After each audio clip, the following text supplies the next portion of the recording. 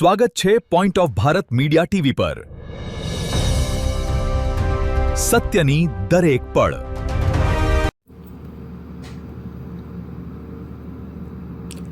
વગડ તાલુકા પંચાયતને નવા પ્રમુખ અને ઉપપ્રમુખ નીતાબેન ઠાકોર પ્રમુખ, ભારતીબેન ઠક્કર બન્યા ઉપપ્રમુખ।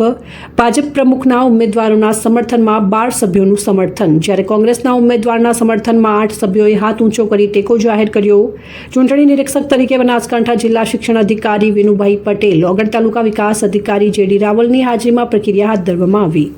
બનાસકાંઠામાં નવરચિત વગડ તાલુકા પંચાયતના હોદ્દેદારોની વરણી કરવામાં આવી, જેમાં પ્રમુખ, ઉપપ્રમુખ સહિતના હોદ્દાઓની જાહેરાત થતાં રાજકીય માહોલ ગરમાયો। વગડ તાલુકાની રચના બાદ પ્રથમ વખત તાલુકા પંચાયતના હોદ્દેદારોની નિમણૂક થતાં કાર્યક્રમોમાં ખુશીનો માહોલ જોવા મળ્યો।